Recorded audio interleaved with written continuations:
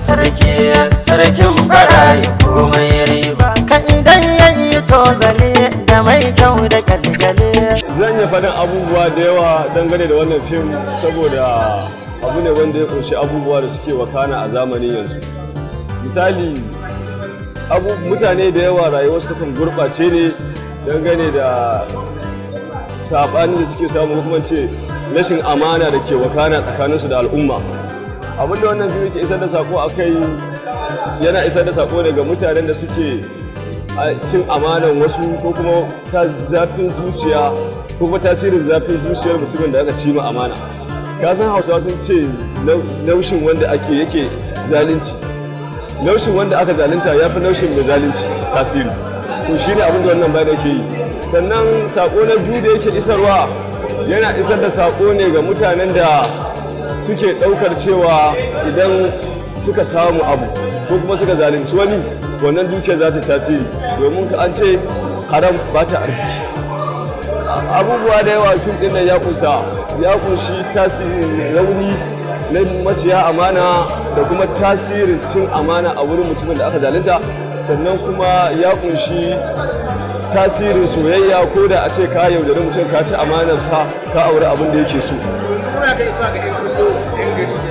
To, 'yan kallo zai iya musu albishir da cewa duk mutumin da Allah ya bashi iko ya shigo cikin sinima ya kalli wannan fim mai taken sakin barayi, to insha Allah zai samu irin abin da yake so, zai nishadantu, zai ilimantu, zai ji faɗakarwa da kuma zai ga abubuwan da zamani ke bukata, saboda an haɗa jarumai wanda suka san menene sana'ar su take ciki.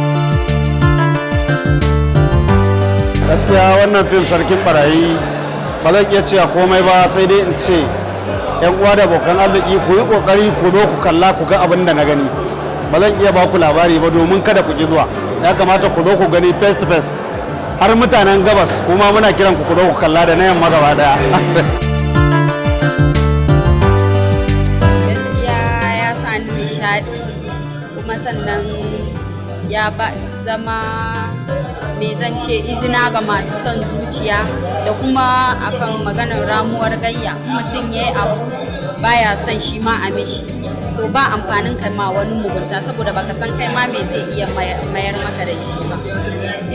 Ina mai farin cikin sanar da 'yan kallo cewa wanda bai kalla ba shi ma ya yi kokarin ya zo ya kalla saboda ya nishadantu kuma ya wa'azantu da wannan fim din sarkin barayi.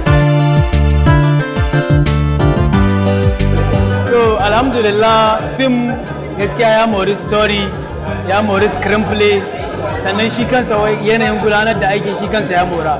Tun daga kana continuity watakanni da na gudanar da continuity kuma na zo na acting, kama ga shi kansa producer Abba Kabuga har zuwa shi mataimakin director Ibrahim Bala da kuma shi kansa director Kamal Yas Alkali, kai entire crew na shi wannan fim ba karamin kokari suka yi ba wajen gudanar da shi kansa aikin, kai da samar da shi kansa script din in visual effects yace ake bukata.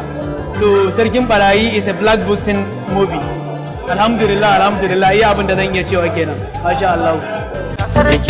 Sarkin barayi komai riba ka idan yayi tozale da mai kyau da kalgale.